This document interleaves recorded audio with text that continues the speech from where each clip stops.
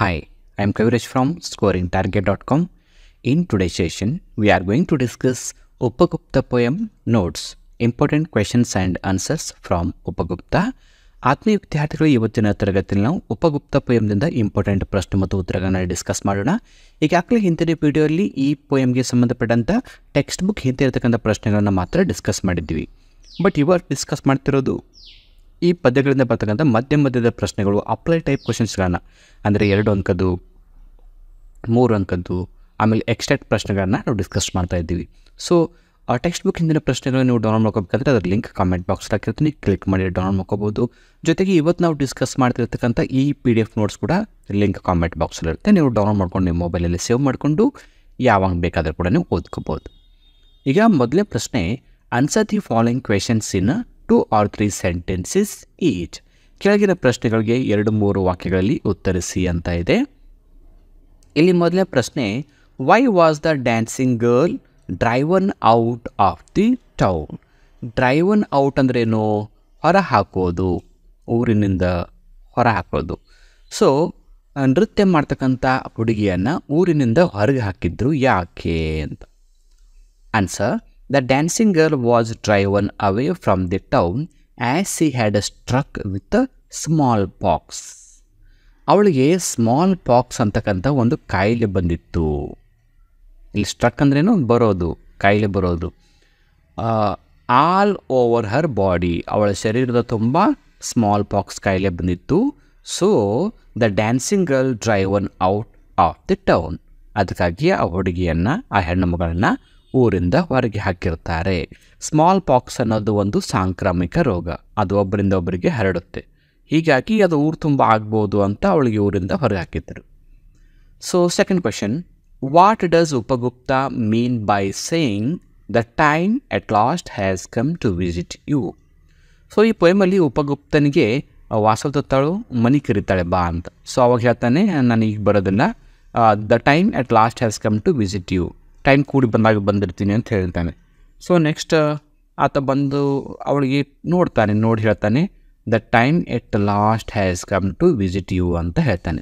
So ಈ ಸ್ಟೇಟ್ಮೆಂಟ್ದ ಅರ್ಥ ಏನು ಅಂತ ಕೇಳ್ತಾ ಇದ್ದಾರೆ. ಉಪಗುಪ್ತ ಈ ಥರ ಹೇಳ್ತಾನಲ್ಲ, ನನಗೆ ಕಾಣ್ತಕ್ಕಂಥ, ನನಗೆ ಭೇಟಿ ಆಗ್ತಕ್ಕಂಥ ಸಮಯ ಈಗ ಬಂದಿದೆ ಅಂತ ಹೇಳ್ತಾನಲ್ಲ, ಅದರ ಅರ್ಥ ಏನು? Answer, Upagupta mean to come to the dancing girl when she needed him the most. So ಈ ವಾಕ್ಯದ ಅರ್ಥ ಏನಂದರೆ, ನಾನು ಅಗತ್ಯ ಇದ್ದಾಗ ಮಾತ್ರ ಬರ್ತೀನಿ ಅಂತ ಅರ್ಥ. ಅಂದರೆ ಕಷ್ಟದಲ್ಲಿ, ಸಂತೋಷ ಇದ್ದಾಗ ಎಲ್ಲರೂ ಬರ್ತಾರೆ, ಬಟ್ ಕಷ್ಟದ ಸಮಯದಲ್ಲಿ ಯಾರೂ ಬರೋದಿಲ್ಲ. ಅದಕ್ಕೆ ಉಪಗುಪ್ತ ಹೇಳ್ತಾರೆ, ಕಷ್ಟ ಬಂದಾಗ ನಾನು ಬರ್ತೀನಿ ಅಂತ. Upagupta went to her when she was driven away from the town. ಯಾವಾಗ ಅವಳು ಕಾಯಿಲೆದಿಂದವರಿಗೆ ಊರಿಂದ ಹೊರಗೆ ಹಾಕಿರ್ತಾರೆ, ಆವಾಗ ಉಪಗುಪ್ತ ಬಂದು ಅವಳನ್ನು ಉಪಚರಿಸ್ತಾನೆ. Third question, how did Upagupta treat the suffering dancing girl? ಇಲ್ಲಿ ಟ್ರೀಟ್ ಅಂದ್ರೇನು? ಉಪಚಾರ ಮಾಡೋದು, ಟ್ರೀಟ್ಮೆಂಟ್ ಮಾಡೋದು. ಸಫರಿಂಗ್ ಡ್ಯಾನ್ಸಿಂಗ್ ಗರ್ಲ್ ಅಂದರೆ ಕಾಯಿಲೆದಿಂದ ನರಳತಕ್ಕಂಥ ಹುಡುಗಿಯನ್ನು, ನೃತ್ಯ ಮಾಡ್ತಕ್ಕಂಥ ಹುಡುಗಿಯನ್ನು ಉಪಗುಪ್ತ ಯಾವ ಥರ ಉಪಚರಿಸಿದನು, ಯಾವ ಥರ ಟ್ರೀಟ್ಮೆಂಟ್ ಕೊಟ್ಟನು? Answer, Upagupta sat by side. ಸಿಟ್ಟಿದು ಸ್ಯಾಟ್ ಆಗಿದೆ. ಸ್ಯಾಟ್ ಅಂದ್ರೇನು? ಕೂತ್ಕೊಂಡ. ಉಪಗುಪ್ತ ಏನು ಮಾಡ್ತಾನೆ, ಅವಳ ಪಕ್ಕದಲ್ಲಿ ಬಂದು ಕೂತ್ಕೋತಾನೆ. Took her head on his knees, ಅವಳ ತಲೆಯನ್ನು ತನ್ನ ಮೊಳಕಾಲುಗಳ ಮೇಲೆ ಇಟ್ಕೋತಾನೆ. ಆ್ಯಂಡ್ ಗೇವ್ ಹರ್ ವಾಟರ್, ಅವಳಿಗೆ ಕುಡಿಯೋಕ್ಕೆ ನೀರು ಕೊಡ್ತಾನೆ. And applied sandal balm on her body, ಆಮೇಲೆ ಏನು ಮಾಡ್ತಾನೆ, ಅವಳ ಮೈ ತುಂಬ ಸ್ಮಾಲ್ ಪಾಕ್ಸ್ ಕಾಯಿಲೆ ಬಂದಿರುತ್ತಲ್ಲ, ಅದಕ್ಕೆಲ್ಲ ಏನು ಮಾಡ್ತಾನೆ, ಸ್ಯಾಂಡಲ್ ಬಾಮ್ ಅಂದರೆ ಶ್ರೀಗಂಧದ ಎಣ್ಣೆಯನ್ನು ಹಚ್ತಾನೆ. ಇಲ್ಲಿ ನೋಡಿ, ಅಪ್ಲೈಡ್ ಅಂದ್ರೇನು? ಹಚ್ಚೋದು. ಸ್ಯಾಂಡಲ್ ಬಾಮ್ ಅಂದರೆ ಶ್ರೀಗಂಧದ ತೈಲ ಅಥವಾ ಎಣ್ಣೆ.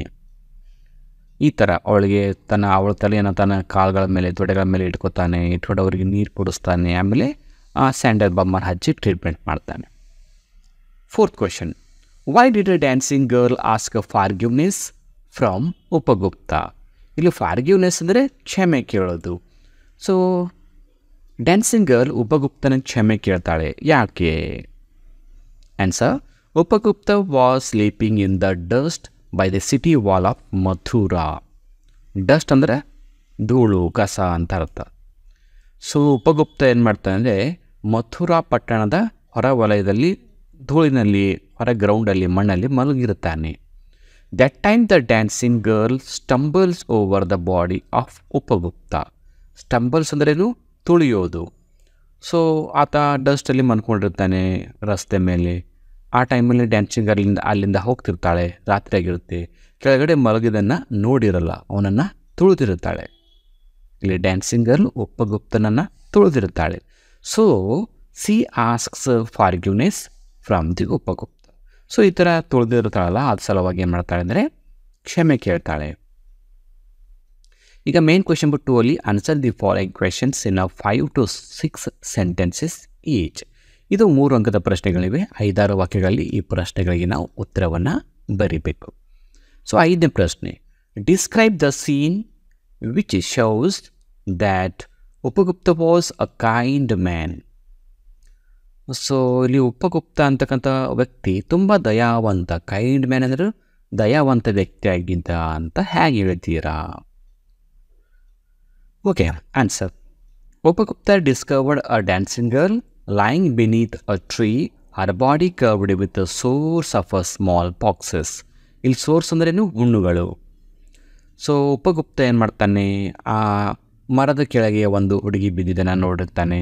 ಅವಳ ಮೈ ತುಂಬ ಎಲ್ಲ ಸ್ಮಾಲ್ ಪಾಕ್ಸ್ ಕಾಯಿಲೆದಿಂದ ಹುಣ್ಣುಗಳಾಗಿರುತ್ತೆ. ಹಿ ಜೆಂಟ್ಲಿ ಮಾಯ್ಶ್ಚರ್ಡ್ ಹರ್ ಲಿಪ್ಸ್. ಮಾಯ್ಶ್ಚರ್ಡ್ ಅಂದ್ರೇನು, ತೇವಾಂಶ ಮಾಡೋದು, ಹಸಿ ಮಾಡೋದು. ಆಮೇಲೆ ಏನು ಮಾಡ್ತಾನೆ ಉಪಗುಪ್ತ ಅವಳ ಹತ್ರ ಹೋಗಿ ಅವಳ ತೊಟ್ಟಿಗೆ ನೀರು ಹಚ್ತಾನೆ, ಅಂದರೆ ನೀರು ಕುಡಿಸ್ತಾನೆ. ಆ್ಯಂಡ್ ಅಪ್ಲೈಡ್ ಸ್ಯಾಂಡಲ್ ಬಾಂಬ್ ಟು ಹರ್ ಸ್ಕಿನ್. ಅವಳ ಮೈ ತುಂಬ ಸ್ಯಾಂಡಲ್ ಬಾಂಬ್ ಹಚ್ತಾನೆ. This act demonstrated Upagupta's kindness and compassion. So ಈ ಥರ ಯಾವುದೋ ಗೊತ್ತಿಲ್ಲದ ವ್ಯಕ್ತಿ ಹೆಣ್ಣು ಮಗಳನ್ನು ಹೋಗಿ ಅವಳಿಗೆ ಟ್ರೀಟ್ಮೆಂಟ್ ಮಾಡ್ತಾನಲ್ಲ, ಇದರಿಂದ ಏನು ಗೊತ್ತಾಗ್ತಂದರೆ ಉಪಗುಪ್ತ ಕೈಂಡ್ನೆಸ್ ಆಗಿದ್ದ, ದಯಾಭರಿತನಾಗಿದ್ದ. ಕಂಪ್ಯಾಷನ್ ಅಂದರೆ ಒಳ್ಳೆ ಮೋಹ ಪ್ರೀತಿ ಮಾಡ್ತಕ್ಕಂಥ ವ್ಯಕ್ತಿಯಾಗಿದ್ದ ಅಂತ ಗೊತ್ತಾಗುತ್ತೆ. Move to the question number 6. How was the dancing girl described in the poem Upagupta? So ಈ ಪೋಯಮಲ್ಲಿ, ಉಪಗುಪ್ತ ಪೋಯಮಲ್ಲಿ ಡ್ಯಾನ್ಸಿಂಗ್ ಗರ್ಲನ್ನು ಯಾವ ಥರ ವರ್ಣನೆ ಮಾಡಿದ್ದಾರೆ ನೋಡಿ. The dancing girl was, dancing girl ಅಂದರೆ ಏನಿಲ್ಲಿ Vasavadatta. Dancing girl was decorated with jewels. Jewels ಅಂದರೆ ಆಭರಣಗಳು, ಡೆಕೋರೇಟೆಡ್ ಅಂದರೆ ಅಲಂಕಾರ ಮಾಡೋದು, ಮೇಕಪ್ ಮಾಡೋದು. Or a light blue dress. So ಇಲ್ಲಿ ಡ್ಯಾನ್ಸಿಂಗ್ ಗರ್ಲ್ ಏನಾಗಿತ್ತು ಅಂದರೆ ಮೈ ತುಂಬ ಆಭರಣಗಳನ್ನು ಧರಿಸ್ಕೊಂಡಿದ್ದಳು. ಆಮೇಲೆ ಲೈಟ್ ಬ್ಲೂ ಬಣ್ಣದ ಒಂದು ಮ್ಯಾಂಟಲನ್ನು ಧರಿಸಿದಳು. Her face shone with the sound of our anklets. அந்த ಮುಖದ ಮೇಲೆ ಬೆಳಕು ಬೀಳ್ತಾ ಇತ್ತು, ಅಲ್ಲಿ ಕಾಲ್ಗೆಜ್ಜೆ ಸೌಂಡ್ ಬರ್ತಾ ಇತ್ತು. ಆ್ಯಂಕ್ಲೆಟ್ಸ್ ಅಂದ್ರೆ ಕಾಲ್ಗೆಜ್ಜೆಗಳು. ಆಮೇಲೆ C was filled with the excitement of her youth. ಅವಳ ತಾರುಣ್ಯದ ಬಗ್ಗೆ ಅವಳಿಗೆ ಒಂದು ಮೋಹ, ಒಂದು ಹೆಮ್ಮೆ ಇತ್ತು. This is how the poem describes the dancing girl. ಈ ಥರ ವರ್ಣನೆ ಮಾಡ್ತಾರೆ. ಅಂದರೆ ಅವಳು ಧರಿಸಿದಂಥ ಆಭರಣ, ಅವಳು ಧರಿಸಿಕೊಳ್ಳೋಂಥ ಬಟ್ಟೆ, ಅವಳ ಮುಖ, ಅವ್ರ ಕಾಲ್ಗೆಜ್ಜೆ, ಅವಳ ತಾರುಣ್ಯದ ಬಗ್ಗೆ ಈ ಪಾಯಿಂಟ್ಸನ್ನು ಇಟ್ಕೊಂಡು ನಾವು ಡ್ಯಾನ್ಸಿಂಗ್ ಗರ್ಲನ್ನು ಡಿಸ್ಕ್ರೈಬ್ ಮಾಡ್ಬೋದು. ಸೊ 7ನೇ ಪ್ರಶ್ನೆ, how was the spring season described in the poem? Spring season ಅಂದರೆ ವಸಂತ ಋತು ಅಂತ ಹೇಳ್ತೀವಿ. ಸೊ ಈ ಕವನದಲ್ಲಿ ವಸಂತ ಋತುವನ್ನು ಯಾವ ಥರ ವರ್ಣನೆ ಮಾಡಿದ್ದಾರೆ? Answer, the road side trees branches were full of cheerful blossoms. ಇಲ್ಲಿ ಬ್ಲೋಸಮ್ಸ್ ಅಂದರೆ ಹೂವುಗಳು, ಬ್ರಾಂಚಸ್ ಅಂದರೆ ಟೊಂಗೆಗಳು. ಸೊ ಈ ವಸಂತ ಋತುವಿನಲ್ಲಿ ಅಲ್ಲಿರ್ತಕ್ಕಂಥ ಆ ಒಂದು ಉಪಗುಪ್ತ ಮತ್ತು ವಾಸವದತ್ತ ಹೋಗ್ತಕ್ಕಂಥ ರಸ್ತೆ ಏನಿತ್ತು, ಅಲ್ಲಿ ತುಂಬ ರಸ್ತೆ ಅಕ್ಕಪಕ್ಕದಲ್ಲಿ ಎಲ್ಲ ತುಂಬ ಹೂವುಗಳು ಮತ್ತು ಎಲ್ಲ ಗಿಡ ಮರಗಳು ತಮ್ಮ ಟೊಂಗೆಯನ್ನು ಹರಡಿ ಹೂವುಗಳು ಅರಳಿಸಿದ್ದವು. Happy flute notes floated through the warm spring air. ಇಲ್ಲಿ ಫ್ಲೂಟ್ ಅಂದ್ರೇನು, ಕೊಳಲು. ಆ ನೋಟ್ಸ್ ಅಂದರೆ ರಾಗಗಳು, ಫ್ಲೋಟ್ಸ್ ಅಂದರೆ ತೇಲೋದು. ಸೊ ದೂರದಿಂದ ಕೊಳಲಿನ ಒಂದು ನಾದ ಗಾಳಿಯಲ್ಲಿ ತೇಲಿ ಬರ್ತಾ ಇತ್ತು. The music came from a distance adding to the joyful atmosphere. ಅಂದರೆ ಒಟ್ಟಾರೆಯಲ್ಲಿ ಸಂತೋಷದಿಂದ ಕೂಡಿದಂಥ ಒಂದು ವಾತಾವರಣ. ಎಲ್ಲೆಲ್ಲಿ ನೋಡ್ತೀವಿ ಅಲ್ಲೆಲ್ಲ ಹಚ್ಚ ಹಸಿರು, ಹೂಗಳು, ಹಣ್ಣುಗಳು, ಆಮೇಲೆ ಕೊಳಲಿನ ನಾದ, ಒಂದು ಸಂಗೀತದ ಒಂದು ರಸಭರಿತವಾದ ಒಂದು ವಾತಾವರಣ. It was a beautiful spring season. ಈ ಥರ ಒಂದು ಸೌಂದರ್ಯದಿಂದ ಕೂಡಿದಂಥ ಒಂದು ವಸಂತ ಋತು ಇತ್ತು. ಕಾಮನ್ ನಾವೆಲ್ಲ ವಸಂತ ಋತುವನ್ನು ನೋಡ್ತೀವಿ. ಅಂದರೆ ವಸಂತ ಋತು ಸಹಜವಾಗಿ ಒಂದು ವಸಂತ ಋತು ಟೈಮಲ್ಲಿ ಎಲ್ಲ ಗಿಡ ಮರಗಳೆಲ್ಲ ಚೆನ್ನಾಗಿ ಅರಳಿರುತ್ತೆ, ಹೂ ಹಣ್ಣು ಬಿಟ್ಟಿರುತ್ತೆ ಈ ಥರ. ಎಂಟನೇ ಪ್ರಶ್ನೆ, why did the dancing girl ಟ್ರೆಂಬಲ್ in fear? ಟ್ರೆಂಬಲ್ ಅಂದರೆ ನಡುಗೋದು, ಫಿಯರ್ ಅಂದರೆ ಭಯ. ಸೊ ಡ್ಯಾನ್ಸಿಂಗ್ ಗರ್ಲ್ ಭಯದಿಂದ ನಡುಗ್ತಾ ಇದ್ದಳು. ಯಾಕೆ ಭಯದಿಂದ ನಡುಗ್ತಾ ಇದ್ದಳು? Answer, the black night suddenly lit up with a flash of lightning. So ಕತ್ತಲಾಗಿತ್ತು, ಅಲ್ಲೇನಾಗಿತ್ತು, ಮಿಂಚ್ತಾ ಇತ್ತು. ಅದನ್ನೇ ಇಲ್ಲಿ ವರ್ಣನೆ ಮಾಡಿದ್ದಾರೆ. ಬ್ಲ್ಯಾಕ್ ನೈಟ್ ಅಂದರೆ ರಾತ್ರಿ. ಸಡನ್ಲಿ ಲಿಟಪ್ ಅಂದ್ರೇನು, ಮಿಂಚೋದು. ವಿತ್ ಫ್ಲ್ಯಾಶ್ ಆಫ್ ಲೈಟನಿಂಗ್, ಅಲ್ಲಿ ಮಿಂಚ್ತಾ ಇತ್ತು. ರಾತ್ರಿ ಆದಂತೆ ಏನಾಗಿತ್ತು, ತುಂಬ ಕತ್ತಲಾಗಿತ್ತು. ಮಳೆ ಬರೋ ಸಾಧ್ಯತೆ ಇದ್ದ ಹ್ಯಾಂಗೆ ಆಕಾಶದಲ್ಲಿ ಮಿಂಚುತ್ತಲ್ಲ ಆ ಥರ ಮಿಂಚ್ತಾ ಇತ್ತು. Revealing it's a frightening teeth, ಅಂದರೆ ಅಷ್ಟು ಭಯಪಡಿಸ್ತಾ ಇತ್ತು, ತನ್ನ ಹಲ್ಲುಗಳನ್ನು ತೋರಿಸ್ತಾ ಇತ್ತು ಅಂತ ಹೇಳ್ತಾರೆ. ಬಟ್ ಈ ಮೋಡ ಮಿಂಚಿದಾಗ ಹಲ್ಲು ತೋರಿಸೋದಲ್ಲ, ಆ ಥರ ಸಾಹಿತ್ಯವಾಗಿ ವರ್ಣನೆ. A storm growled from the corner of the sky, ಆಕಾಶದ ಮೂಲೆಯಿಂದ ಗುಡುಗು ಶಬ್ದ. ನೋಡಿ, ಮಿಂಚು ಮತ್ತು ಗುಡುಗು ಎರಡು. The combination of lightning and the storms growl made the dancing girl tremble. So ಈ ಥರ ಒಮ್ಮೆ ಸಡನ್ ರಾತ್ರಿ ಒಬ್ಬಳೇ ಹೋಗ್ತಾ ಇದ್ದಳು. ಹೋಗ್ತಿರ್ಬೇಕಾದ್ರೆ ಈ ಥರ ಗುಡುಗು ಮಿಂಚು ಒಮ್ಮೆ ಸಡನ್ಲಿ ಬರೋದು ನೋಡಿ ಅವಳಿಗೆ ತುಂಬ ಭಯ ಆಗುತ್ತೆ. She was afraid of some unknown danger waiting in the dark. Unknown danger ಅಂದ್ರೆ ಇಂಥ ಕತ್ತಲೆ ಒಳಗೆ ಒಮ್ಮೆ ಸಡನ್ಲಿ ಮೋಡು ಮಿಂಚು ಬಂದು ರೋಡ್ ಒಳಗೆ ಅನ್ನಿಸ್ತು, ಏನೋ ಒಂದು ಯಾವುದೋ ಒಂದು ಆಪತ್ತು ಸಂಭವಿಸಬಹುದು, ಏನೋ ಒಂದು ದುರ್ಘಟನೆ ಸಂಭವಿಸಬಹುದು ಅಂತ ಅವಳಿಗೆ ಅನಿಸ್ತಾ ಇತ್ತು. ಅದಕ್ಕಾಗಿ ಅವಳು ಭಯ ಪಡ್ತಾಳೆ. ಈಗ main question number 3 read the following extract and answer the questions that follow. Extract ಪ್ರಶ್ನೆಗಳಿವೆ, 3 ಅಂಕದಿರುತ್ತೆ. ಸೊ ಇಲ್ಲಿ 9ನೇ ಒಂದು ಸ್ಟೇಟ್ಮೆಂಟ್ ಏನಿದೆ, ಫಾರ್ಗಿವ್ ಮೀ ಯಂಗ್ ಅಸೆಟಿಕ್. ಅಂದರೆ ಇಲ್ಲಿ ಯಂಗ್ ಅಂದರೆ ತರುಣ, ಅಸೆಟಿಕ್ ಅಂದರೆ ವೀರ ತಪಸ್ವಿ ಅಥವಾ ಸನ್ಯಾಸಿ ಅಂತ ಹೇಳ್ತೀವಿ. ಸೊ ಇಲ್ಲಿ ನನ್ನನ್ನು ದಯವಿಟ್ಟು ಕ್ಷಮಿಸಿ ವೀರ ತಪಸ್ವಿಗಳೇ ಅಂತ ಕೇಳ್ತಾರೆ. Who is the speaker? ಯಾರು ಕೇಳಿದ್ರು ಈ ಥರ ಕ್ಷಮಿಸಿ ಅಂತ? ಆನ್ಸರ್, ವಾಸವ್ ದತ್ತ. ವಾಸವ್ ದತ್ತ ಯಾರಂದರೆ ಆಕೆ ಮಥುರಾ ಪಟ್ಟಣದ ಡ್ಯಾನ್ಸಿಂಗ್ ಗರ್ಲ್ ಇರ್ತಾಳೆ. ಇನ್ನು ಬಿ ಪ್ರಶ್ನೆ, whom was it requested? So ಯಾರಿಗೆ ರಿಕ್ವೆಸ್ಟ್ ಮಾಡ್ಕೊಂಡಳು?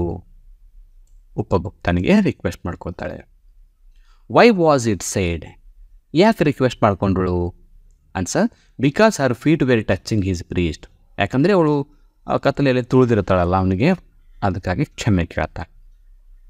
10ನೇ ಪ್ರಶ್ನೆ, the dusty earth is not a fit bed for you. ರಸ್ತೆ ಮೇಲೆ ಮಲಗೋದು ನಿಮಗೆ ಸೂಕ್ತ ಅಲ್ಲ ಅಂತ ಹೇಳ್ತಾಳೆ. ನೋಡಿ, ರಸ್ತೆ ಮೇಲೆ ಮಲಗೋದು ನಿಮಗೆ ಸೂಕ್ತ ಅಲ್ಲ. ಇಲ್ಲಿ ಹೂ ಸೆಡ್ ದಿಸ್ ಅಂದಾಗ ವಾಸವ್ ದತ್ತ. ನೀವು ವಾಸವ್ ದತ್ತ ಅಂತ ಬರಿಬೋದು, ಅಥವಾ dancing girl of Mathura city ಅಂತ ಕೂಡ ಬರಿಬೋದು, ಇಲ್ಲಾಂದರೆ ಜಸ್ಟ್ ಡ್ಯಾನ್ಸಿಂಗ್ ಗರ್ಲ್ ಅಂತ ಕೂಡ ಬರಿಬೋದು. ಬಟ್ ವಾಸವ್ ದತ್ತ ಬರೆದ್ರೆ ಬೆಟರ್. ಬಿ ಪ್ರಶ್ನೆ, whom does you refer to?